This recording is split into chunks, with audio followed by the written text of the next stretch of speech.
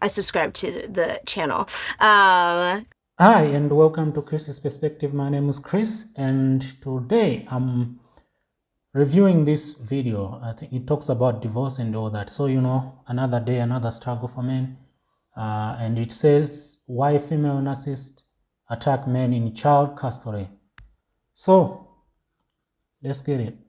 Why do women do this? Why are there so many women destroying men's lives? And why is it so common? Why is it that in our culture, we have story after story of a woman who has a child with a man, goes through a female midlife crisis, looking for beauty, sex, independence, fame, takes the child away from that man, and in that decides to say that she's afraid for her life. She goes on to ruin his reputation. She enters into the court system. She files protective orders and restraining orders, preventing that man from seeing his children.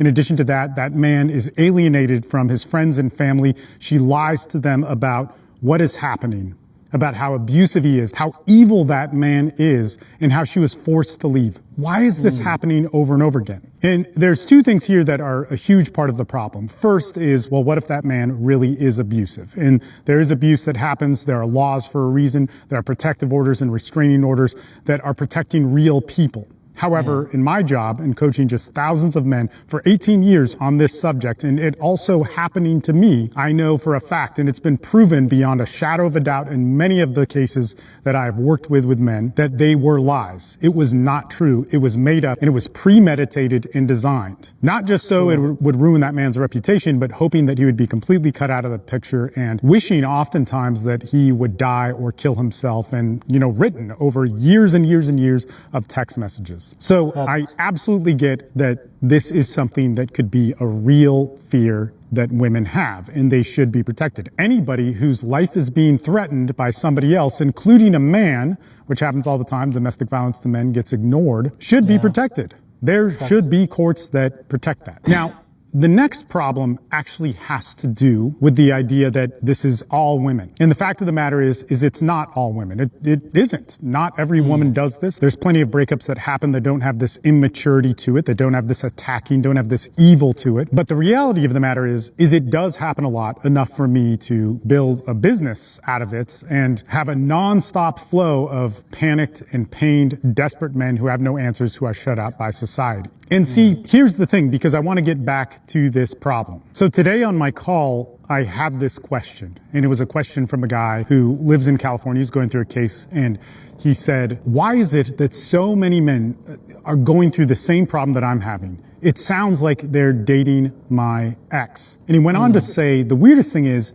that I come from a completely different culture, a completely different background. The other guys, ex-wives and girlfriends and baby mamas on here come from different backgrounds. I was married and went through a divorce. Other guys are just going through a custody battle. But how come there's this overarching theme of parental alienation, of trying to use the courts and making false claims? How come this is so common? Are they learning this? Is somebody teaching them this? How come there isn't more information on how badly parental alienation ruins a child's life? And see, this is also interesting because from my perspective, in dealing with these cases for long periods of time, working with guys for sometimes 15 years, there's guys in the group that have been on that long. I've seen their children that they fought for, that were 3 and 5 years old, become adults and go on to get married and graduate from high school. When you see the whole picture of helping men for that long, you can't just say this is feminism. And feminism is definitely a big part of this. You can't just say it's our culture. You can't just blame it on simple things. Now, the fact of the matter is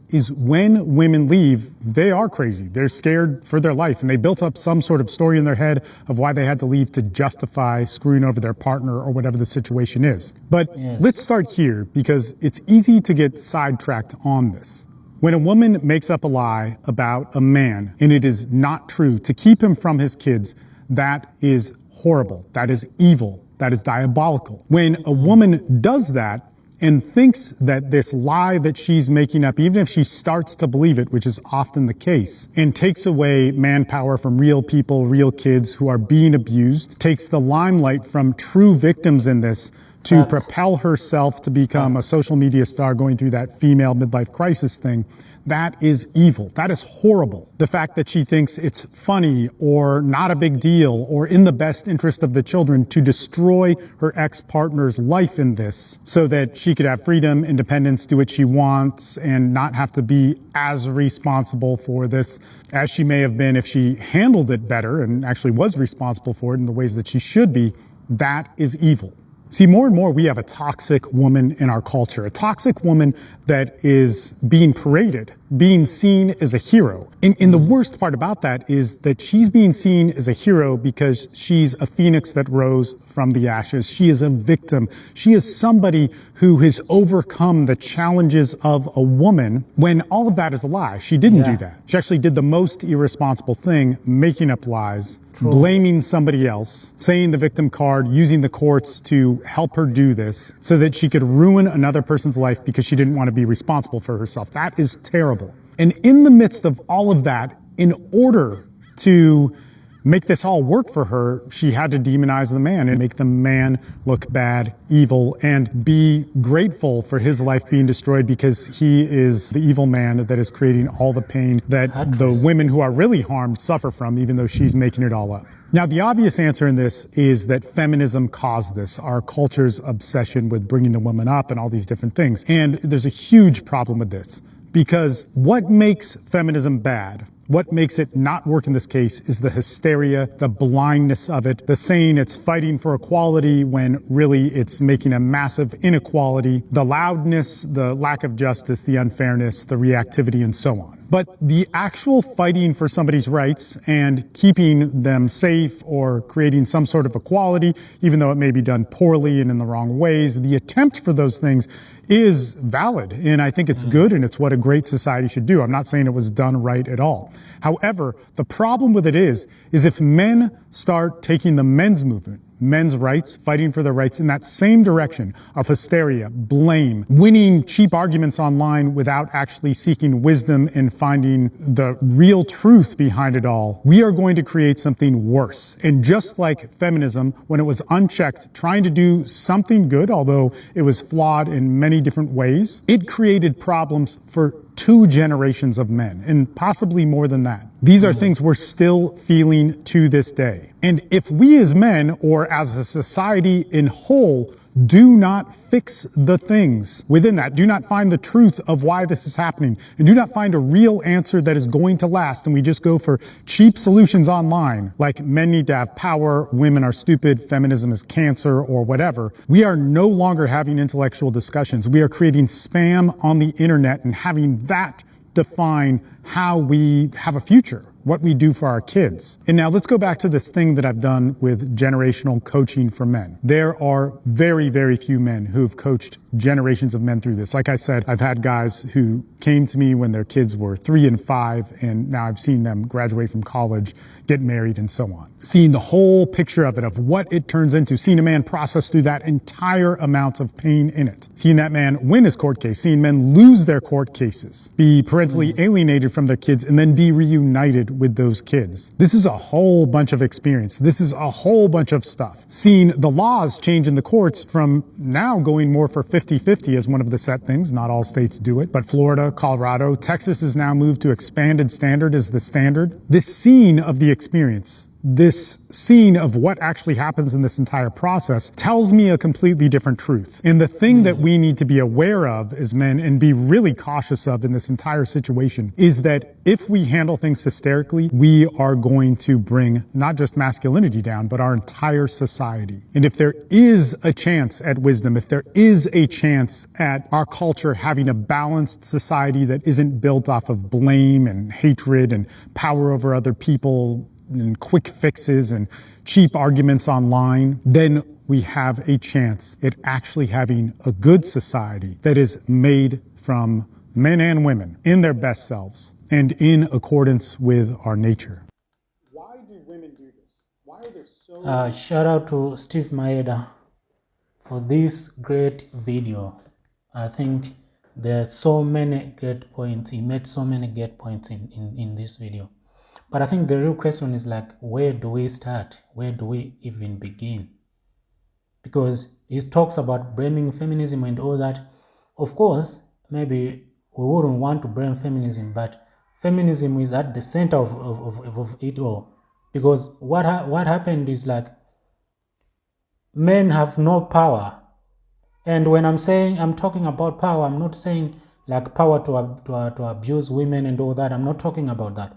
But now masculinity is in danger. Like there's nothing men can do, because feminism, what has done is it has pushed to the extent where a man can't do anything.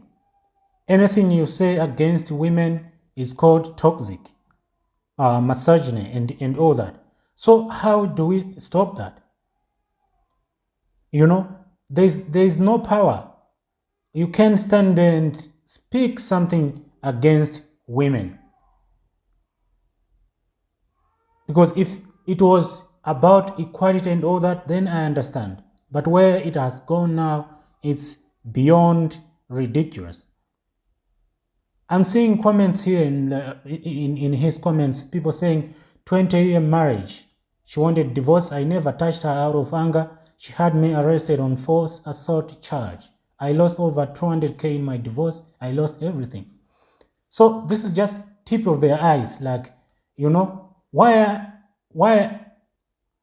is that no one wants to support men? Women are making false allegations.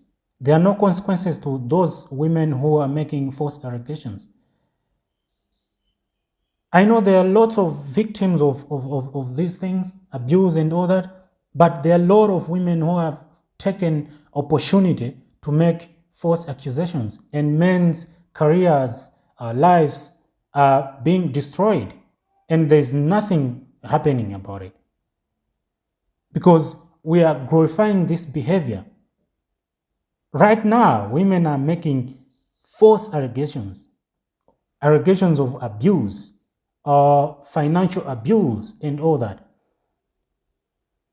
Women are always getting bored in these relationships, walking away from their marriages.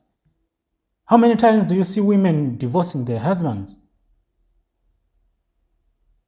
Because she says she's not happy, because she's bored. Imagine a man saying, no, I divorced my wife. I left my family because I got tired of providing for my family. That doesn't even make sense. But this is a very good video. Like, sitting down, yes, but the court is helping destroying men. Because once a woman wants to leave, there's no way you can stop her. And she'll take half of everything. And you have to start afresh. Divorcing you, taking everything that you've worked hard for. You are providing for your family. But one day she wakes up, I'm tired of this. I want to go. I want half of your everything. Now you have to start afresh. You have to start a new family. What benefit do men get from marrying nowadays? There is none. Because at the end of the day, apart from having children, at the end of the day, men are the ones who are losing. Imagine, I understand if there are fights and all that, or maybe you don't agree on certain things. If a woman wants to leave, okay, maybe if it gets to that point. But now, I have a problem when you stop your husband or ex-husband from seeing his kids. You see where it's going now. Now you want to raise those kids on your own, and you fail those kids. What's the outcome? Those kids, now they have no direction. You are feeding poison to these kids, talking bad about their dad. Your dad abandoned you. Yet it's not true. You are keeping those kids from their father. So why should men get committed to women nowadays, knowing that the chances are very high this woman will leave the marriage? Why should I work hard in my life, providing, knowing that chances are very high everything will be gone and I'll never see my kids again?